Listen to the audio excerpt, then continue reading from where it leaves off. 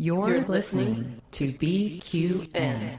Assimilate the audio.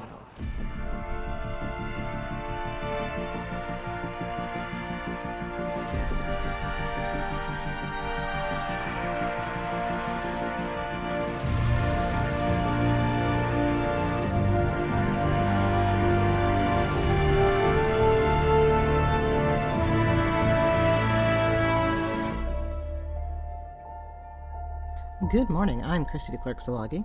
And I'm Jason Szilagyi with today's Caffeinated History with the Szilagyis on the BQN Podcast Collective.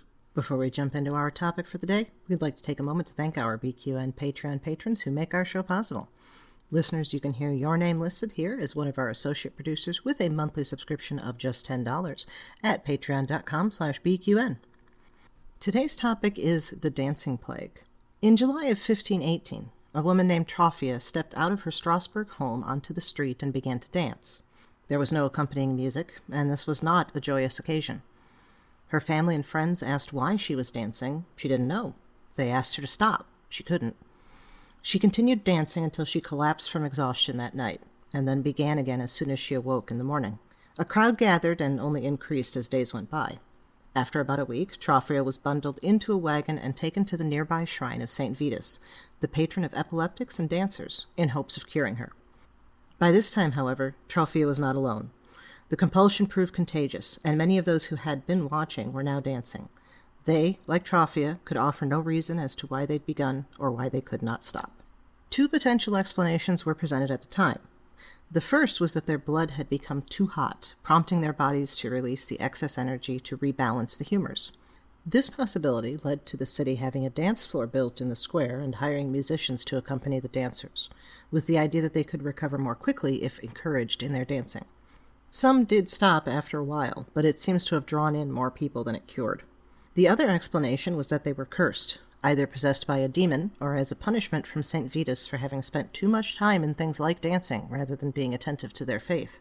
This possibility was reinforced by people being cured at St. Vitus's shrine.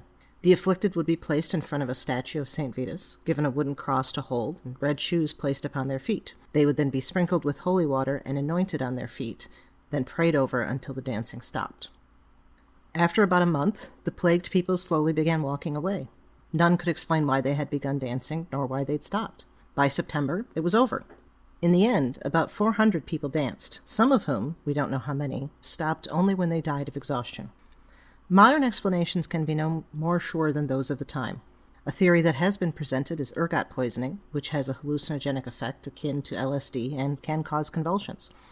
However, the other symptoms, numbness in the extremities, itching, and gastrointestinal distress, are not recorded either among the dancers or in those around them.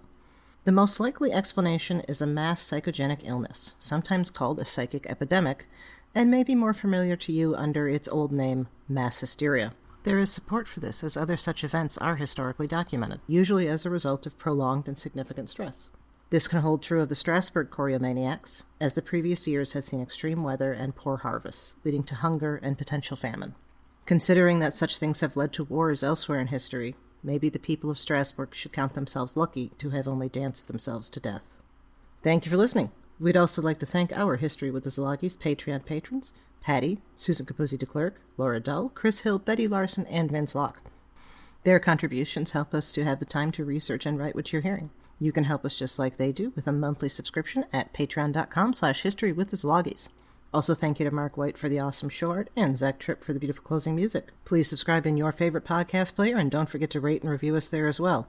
And while you're at it, check out the rest of the great shows on the BQN Collective. We'd love to hear what you think. If you'd like to reach out, you can find our network on Twitter and Blue Sky at BQN Podcasts, and this podcast in particular at History Szilagyi. You can also talk about any and all of the BQN podcasts in our Facebook group, the BQN Collective.